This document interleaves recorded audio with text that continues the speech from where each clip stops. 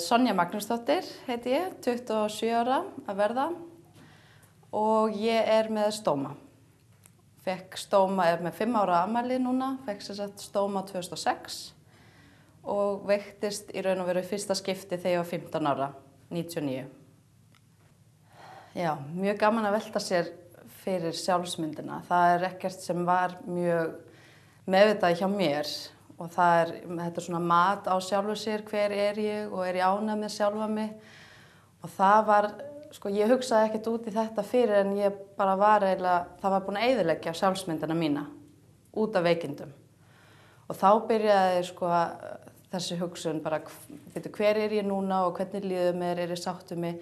Og þá gat ég fyrst bara einblínt á það neikvæða og sá bara neikvætt. Og maður ofsalega duglegur að brjóta sjálfa sig niður sjálfsagt, að það alltaf auðveldara en að byggja sig upp. En ég sá það að maður fór í svona vítahring sérstaklega eftir veikindi og þurfti bara algjörlega að virkilega einbeita sig á að finna eitthvað jákvætt við sjálfan sig. Ég þurfti bara virkilega að hugsa og segja ég ætla að finna eitthvað í dag sem ég finnst jákvætt við sjálfa mig og einblína á það.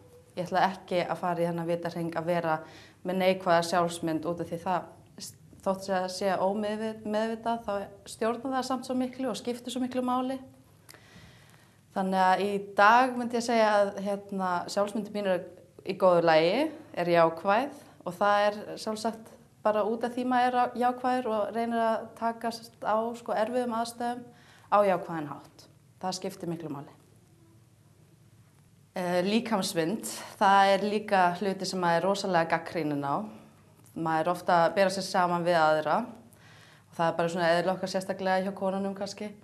En sjálfsmyndin, hún breytist algjörlega líkamsmyndin breytist algjörlega við veikindi og það mikið áfall. Þegar eru miklar breytingar á líkama, það svona snögglega ekki á ákveðum tíma, þá verður það mikið áfall. Og það þarf að sjá og skoða sjálfa sig alveg upp á nýtt. Og það allt í lagi að gefa sér smá tíma og hugsa bara hvað með líkama minn, og því maður verður oft fyrir vonbrigðum. Líkaminn hefur bara brugðist mér. Ég veik, ég ekki hraust eins og ég hélt ég væri, eins og ég þykist vera, eins og ég set grímuna á og vil að aðrir sjá mig. Það skiptir máli að maður finnir jákvæðan hlut við sjálfa sig á líkamann sínum og einblínir á þennan jákvæða hlut. Að það sé ekki að maður byrjar svo oft að bara sjá neikvætt og vera bara neikvæður og þetta fer í vítahring. Og fyrst þegar ég horfði á stómapoka minn þá var það bara veikindi, það var bara ljótt og bara mjög neikvætt. Og svo veltir maður sér upp á þessu aftur og aftur og fer bara í vítahring. Svo að breytingar og að sé áfalli bara mjög eðlilegt og við þurfum bara að taka okkur tíma að sjá okkur og gefa okkur tíma að bara meta sjálfan okkur og gera það á jákvæðan hátt.